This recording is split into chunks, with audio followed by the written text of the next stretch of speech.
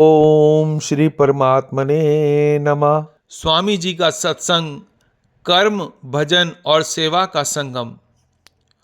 जीने और मरने की कला। स्वामी जी ने आज के सत्संग में जीने और मरने की कला सिखाई। उन्होंने बताया कि मनुष्य शरीर का उद्देश्य केवल सुख भोग, संग्रह और आराम करना नहीं है, बल्कि इसे परमात्मा की प्राप्ति के लिए प्राप्त किया गया है। नाशवान सुख सुविधाओं और स्वर्ग जैसे क्षणिक सुखों के लिए प्रयास करना मूर्खता है, क्योंकि अंततः ये दुखदायी साबित होते हैं। ममता का त्याग। यदि संसार की वस्तुओं में ममता रखी जाए तो पुनः इसी संसार में लौटकर आना पड़ेगा। नाशवान वस्तुओं का सदुपयोग करें, लेकिन उन्हें अपना मानने से बचें। निर्ममो निरहंकार से शांति मधिगच्छति। भजन क्या है? भगवान की प्रसन्नता के लिए कार्य करना भजन कहलाता है, जिसका अर्थ है स्वयं को भगवान से जोड़ना। संसार की सेवा। संसार से आशा और ममता का त्याग करना आवश्यक है। आशा कभी कभी अत्यधिक दुख का कारण बन सकती है, जबकि निराशा में गहरी शांति और संतोष छिपा होता है। दूसरों की सेवा और उन्हें सुख पहुंचाने की भावना हम असली शांति का अनुभव कराती है। ममता का त्याग। ममता दो प्रकार की होती है। पहला, स्थायी रूप से किसी वस्तु को अपनी मानना। दूसरा, व्यवहार के समय अस्थायी रूप से अपनी मानना।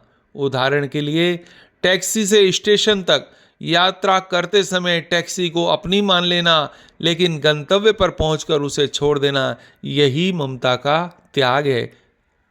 कर्म और सेवा। कर्म और सेवा का गहरा संबंध है। कर्म ही सेवा है और सेवा ही कर्म है। इसलिए हमें कर्म करते समय फल की इच्छा नहीं रखनी चाहिए। निष्काम कर्म ही दुखों का निवारण करता है और हमें परम शांति की ओर ले जाता है। सर्वोच्च लाभ की प्राप्ति। बुद्धिमत्ता का असली अर्थ इस बात में निहित है कि हम ऐसा सर्वोच्च लाभ प्राप्त करें जिसे कोई भी हमसे छीन न सके। यह सर्वोच्च लाभ परमात्मा की प्राप्ति है। परमात्मा प्राप्ति का महत्व। मनुष्य को अपने जीवन में परमात्मा की प्राप्ति का प्रयास करना चाहिए। यदि वह नाशवान सुखों में उलझकर रह जाता है तो इस संसार से खाली हाथ जाता है, तो उसे गहरा पश्चाताप सहना पड़ेगा। धर्म ग्रंथों का अध्ययन।